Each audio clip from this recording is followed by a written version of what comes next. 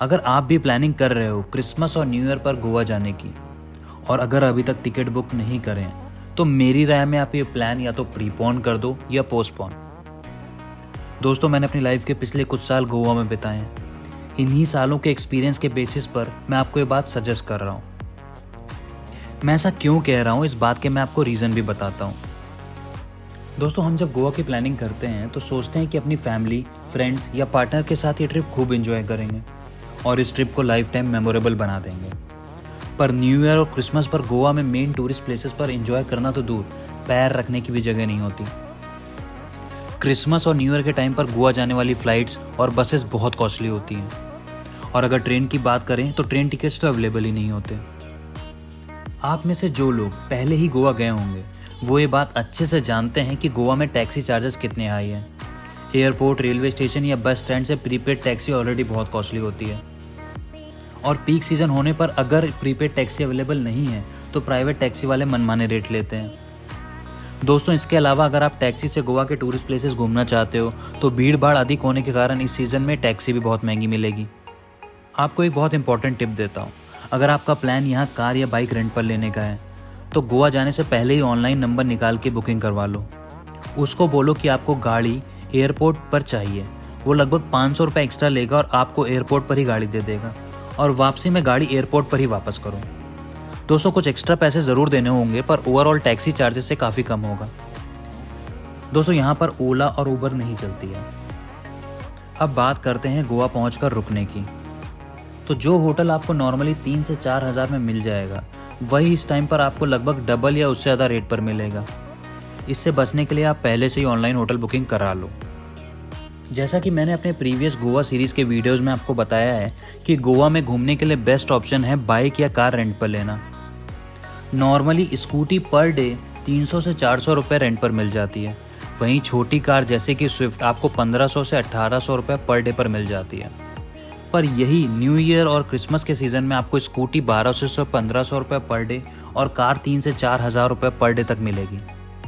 दोस्तों, गोवा के प्रमुख बीचेस जैसे बागा और कलंगुट पर लोग अपना न्यू ईयर सेलिब्रेट करना चाहते हैं, पर न्यू ईयर वाली रात को इन बीचेस तक पहुंचना ही बहुत बड़ा टास्क होगा। बीचेस के 4 से 5 किलोमीटर पहले से ही जाम शुरू हो जाता है। बीच के 1-2 किलोमीटर पहले से ही पार्किंग बना दी जाती है। आपको अपनी गाड़ी यहीं खड़ी करके बीच तक पैदल ही जाना होगा। दोस्तों, जैसे तैसे आप बीच पहुंचकर आप सोचोगे कि अब आराम से शैक पर बैठूंगा और एंजॉय करूंगा, तो भाई साहब, अभी तो पार्टी शुरू हुई है। नॉर्मल डेज पर आप चूज़ करते हो कि किस बीच शैक या रेस्टोरेंट पर आपको बैठना है, पर न्यू ईयर वाले दिन इसका उल्टा होता है। ये बीच शैक अपनी अपनी टेम्प्रेरी बाउंड्री बना देते हैं, और कुछ शैक तो एंट्री के चार्जेस भी लेते हैं, और कुछ शैक तो सिर्फ कपल एंट्री या फैमिली एंट्री ही अलाउ करते हैं। इसमें शैक की गलती बिल्कुल भी नहीं है, क्या करें, भीड़ ही इतनी होती है। हाँ, आगे बढ़ने से पहले आपको एक टिप देता हूँ। अपना मोबाइल और पर्स बहुत संभाल कर रखना, पता भी नहीं चलेगा कहाँ गायब हो गया। दोस्तों, नॉर्मली लोग न्यू ईयर पर डिस्को या क्लब जाना पसंद करते हैं, तो आप ये जान लो कि इस दिन अच्छे अच्छे डिस्कोज और क्लब में एंट्री स्लॉट लिमिटेड होते हैं और एंट्री रेट्स बहुत हाई। अच्छे अच्छे क्लब्स स्टैग एंट्री बंद कर देते हैं और सिर्फ कपल एंट्री चालू करते हैं। जहाँ स्टैग एंट्री होती भी है वहाँ ये बहुत कॉस्टली होती है। मैंने 8,000 से 10,000 रुपये पर स्टैग के रेट्स भी देखे हैं। अब बात करते हैं वाटर स्पोर्ट्स की। इतनी भीड़ होने के कारण वाटर स्पोर्ट्स वाले भी मनमाने रेट लेते हैं और टाइम आधा भी नहीं देंगे।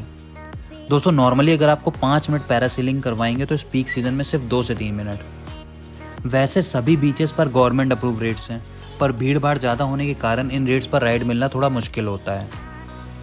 आपको एक इम्पॉर्टेंट टिप देता हूँ। अगर आप नॉर्थ गोवा में हो तो सिंकेरिम बीच जाकर वाटर स्पोर्ट्स कर लो, वहाँ शायद कम भीड़ मिलेगी। दोस्तों, अगर आपने गोवा जाने की टिकट करवा ली है तो ट्राई करो जितनी भी बुकिंग पहले से हो सकती हैं करवा लो। जैसे होटल, किराए पर बाइक या कार लेना, न्यू ईयर पर जिस भी क्लब या डिस्क जाना है उसकी ऑनलाइन एंट्री पहले से ही करवाना। तभी आप थोड़ा पैसा बचा पाओगे और बजट में ये ट्रिप कर पाओगे। बाकी ये मानो कि न्यू ईयर और क्रिसमस पर ये ट्रिप करने में लगभग नॉर्मल टाइम पर ट्रिप करने से डबल खर्चा आएगा। दोस्तों, ये वीडियो बनाने का मेरा मकसद आपकी न्यू ईयर के गोवा प्लान को कैंसिल करवाना बिल्कुल भी नहीं है। बस ये सजेस्ट करना है कि आप उसे थोड़ा आगे या पीछे शिफ्ट कर दो ताकि आप फुल एंजॉय कर सको और गोवा की ट्रिप की अच्छी यादें लेकर लौटो। दोस्तों, इस वीडियो में मैंने जो पॉइंट्स कवर किए हैं वो मेरे अपने पर्सनल एक्सपीरियंस के बेसिस पे हैं। आपका पॉइंट ऑफ व्यू मुझसे डिफरेंट हो सकता है।